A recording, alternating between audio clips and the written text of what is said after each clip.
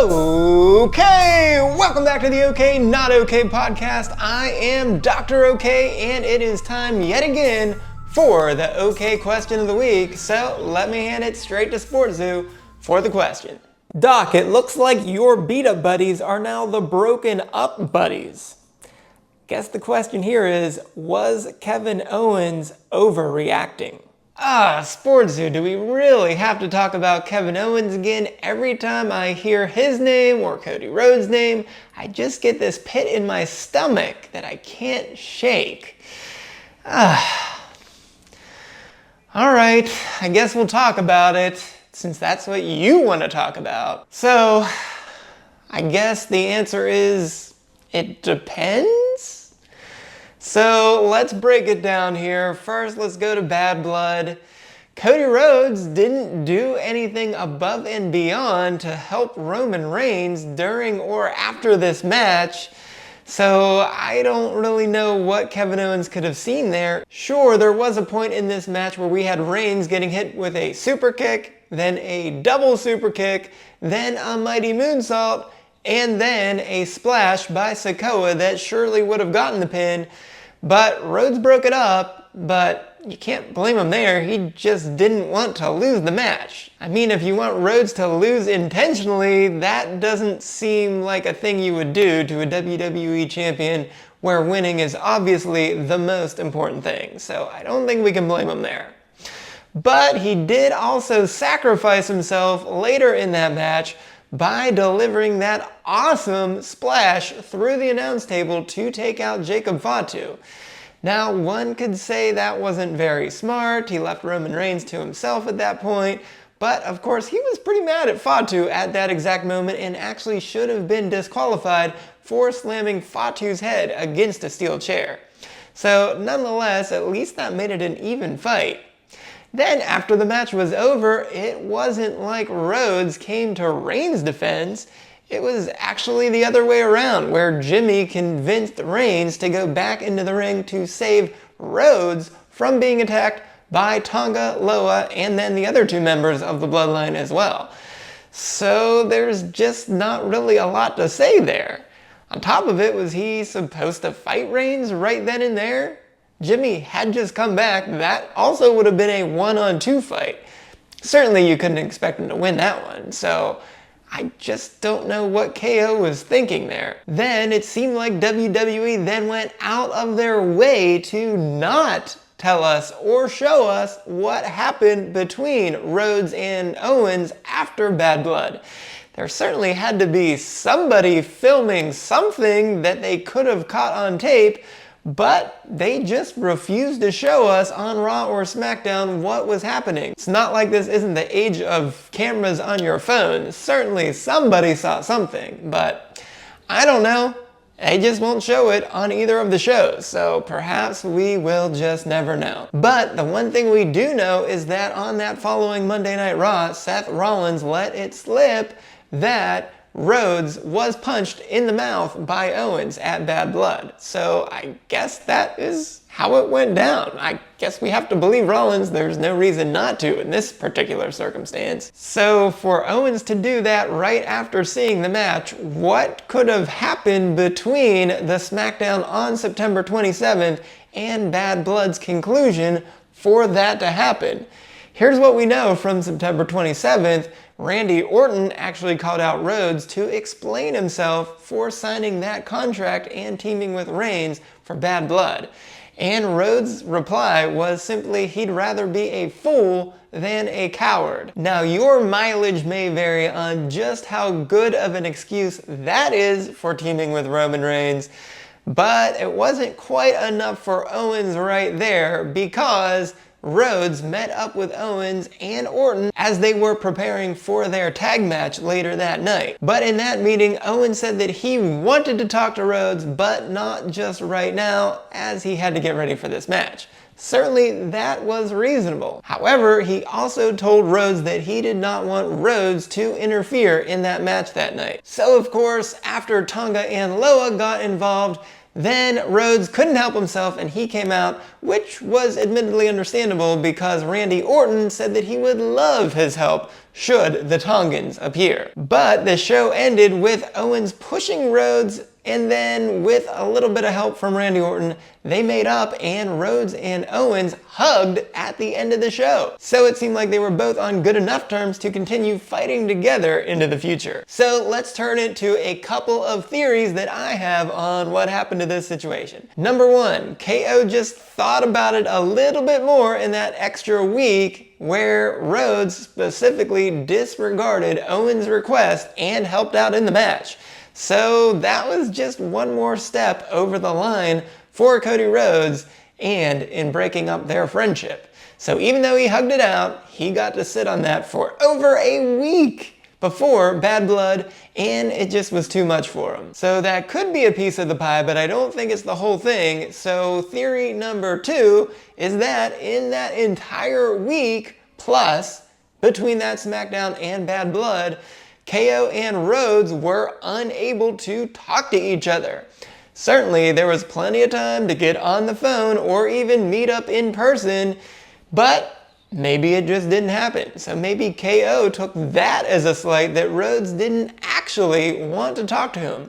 Now, unfortunately, there is just no way to know without those two speaking up on the next SmackDown to tell us just what happened in that preceding week. And while that doesn't quite seem to be Cody Rhodes' character, as he was the one that wanted to talk to KO in the locker room, well, sometimes things just happen that don't work out. So Rhodes was preparing for a big match and had to keep his eye on Reigns as well as the Bloodline, so perhaps it just slipped his mind, or perhaps he was just too busy. So certainly think that could be a possibility. But theory number three is that Kevin Owens saw the match and that just was too much for him to handle. It's just one thing for a contract to be signed and for a match to be announced.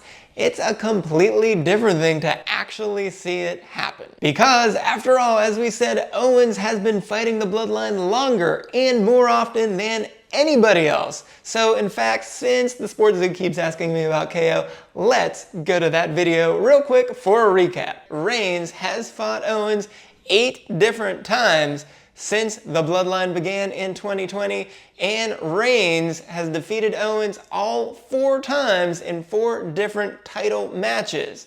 Now, of course, those are just the singles titles, aka the Universal title at the time, but KO has actually gone 3-0 against him in traditional tag matches, including defending the title with Sami Zayn against Reigns and Sikoa at Night of Champions.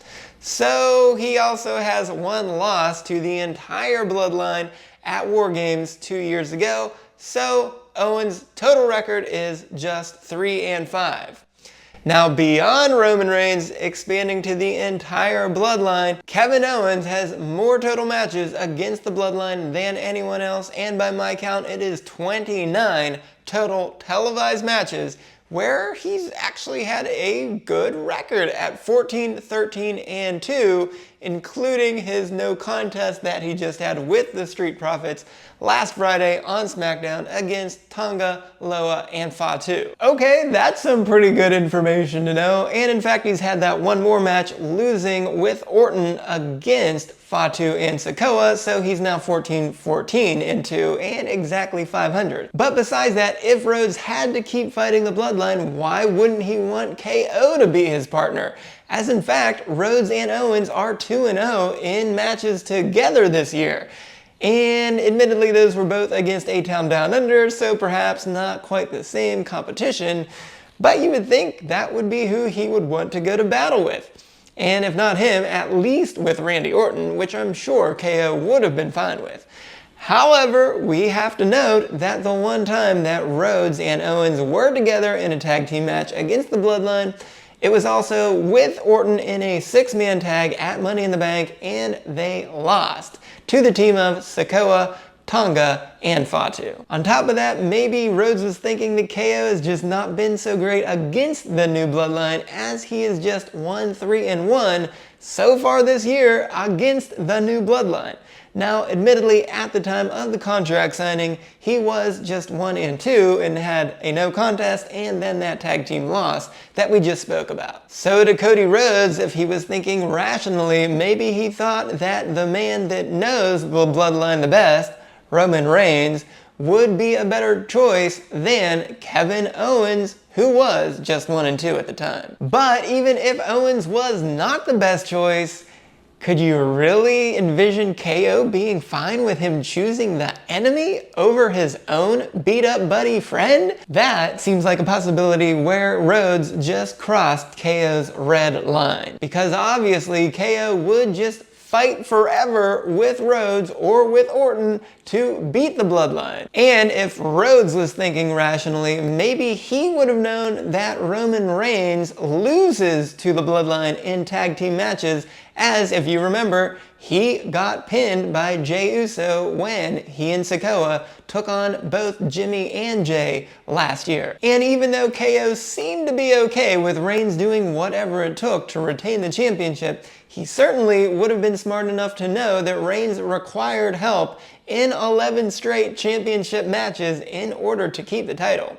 And even when he had all the help in the world at WrestleMania, that was not good enough to defeat Cody Rhodes. And of course, KO could point to the fact that he was absolutely robbed of a championship all the way back in 2021 at the Royal Rumble, when they were in the last man standing match and Roman Reigns had the most crooked refereeing of all time when Owens got him down and handcuffed to a pole, which Reigns obviously could not stand up from for several minutes, and yet Reigns was able to both injure one referee and then have a second referee stop counting, all the while Paul Heyman was just trying to unlock his handcuff. So that was obviously a huge mistake. Reigns never should have been champion after that, and really shouldn't have been champion in the first place, as we know. But you can imagine that KO simply could not get over the fact that Cody Rhodes was teaming with his greatest enemy. And last week on SmackDown, when Randy Orton was trying to be the middleman and broker a peace between the two guys, well, that just didn't work out very well because Orton forearmed him right in the face in the middle of the ring. And so when he tried to talk to him later, KO was certainly not in the mood to have Orton try to talk him down from the cliff of being mad at Cody Rhodes. I guess KO thought he had no choice but to pummel Orton as well to prove his point. So at the end of the day, I guess all three men had a point here, but was KO overreacting? This is hard. This is hard. As this pit in my stomach gets even deeper. But I have to say it, I don't think he was overreacting. Just fighting with the bloodline is the only way to go here. He had to make a point to Cody Rhodes that this was not acceptable behavior. So, KO, you are off the hook here. This is not your fault. I hope you can get another shot at everyone at the bloodline, especially Roman Reigns, and even now, Cody Rhodes, for making a terrible decision to betray his beat-up buddy. So there you have it. Let's wait and see if there's any chance of reconciliation here between the beat-up buddies, or if this is a fractured relationship for good. Unfortunately, it looks like Cody Rhodes has crossed the red line and that KO will have to fight both the bloodline on his own and Cody Rhodes to try to straighten him out once and for all. I'm Doktor O'Kay, and this has been the OK Not OK podcast.